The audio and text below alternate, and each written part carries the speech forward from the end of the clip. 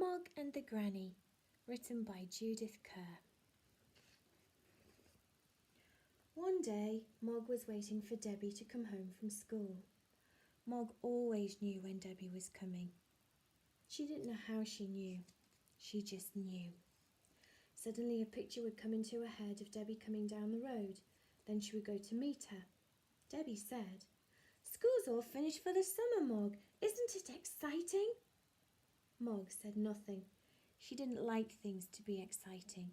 She liked them to be the same. Inside the house, everyone was excited too. Mrs. Thomas was packing. Mr. Thomas was looking for something important. Nicky was dancing and singing a song that he had made up. "We're going to America where the skyscrapers are. We're not going by train but on an aeroplane. We'll see all the sights and it will be very surprising because they have their days when we have our nights." Debbie said, "You can't come, Mog, but you're going to have a nice day at Granny's house. She'll look after you till we come home." Next day, Mog went to the Granny's house. The Granny was old with very thin legs. First, Mog thought she had 3 legs. Then she saw that one of them was a stick. Debbie said, "Goodbye, dear Mog." The Granny said, "I'll look after Mog and she'll have my Tibbles for company." Mog thought, "Tibbles? Nobody told me that there'd be another cat. At least he sounds quite small." Tibbles had been small to start with, but then he grew. "Here's a little friend for you," said the Granny. Tibbles liked surprising people, and he liked Mog's basket. The Granny said, "Don't be silly, Tibbles. Let Mog have her basket and you can sleep on my bed." Mog sat in her basket, but she couldn't sleep. She thought of her house. She thought of Debbie. Suddenly a picture of Debbie came into her head. Debbie was in a high place, and there were even higher places all around. It was all too high. Mog didn't think Debbie should be there. "Whatever is the matter, Mog?" said the Granny.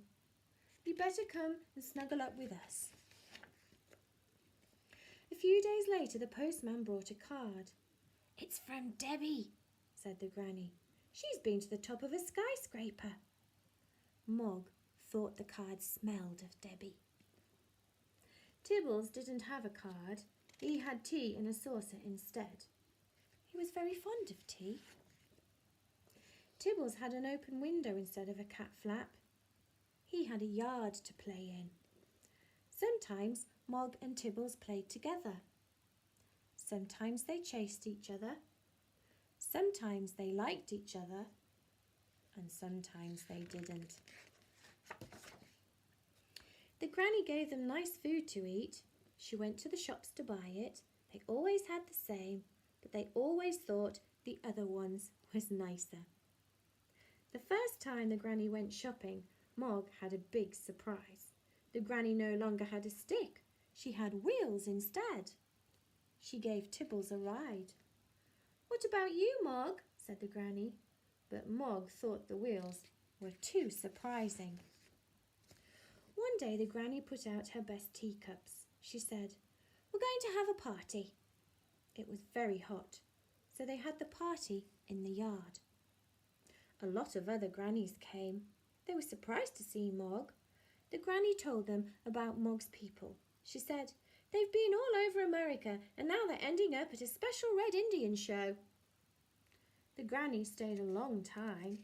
Mog got very tired. She thought of Debbie and she wondered what Red Indians were. Suddenly a picture of Debbie came into her head. Debbie was smiling at a big bird. Mog knew it was a bird because it had feathers, but it had a face like a person. It was a person bird.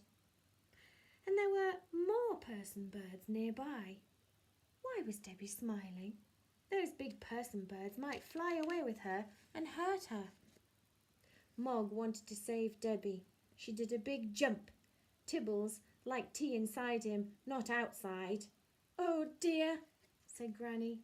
"Oh dear," said all the other Grannies. And your best cup too." Then they went home. That night Mog did not sleep in the granny's bed. She was too sad. She was still sad in the morning. She thought of Tibbles and the granny being upset. She thought of Debbie and the person birds. Suddenly a picture came into her head. The person birds had not hurt her at all. Instead, they had given her some of their feathers and a baby person bird as a present. She was smiling and excited, and she was coming home. Mog thought, "I must be there to meet her." She ran out of the yard and across the road and down another road and up a tree. After a time, the dog went home. Mog wanted to go home too, but she couldn't get down from the tree.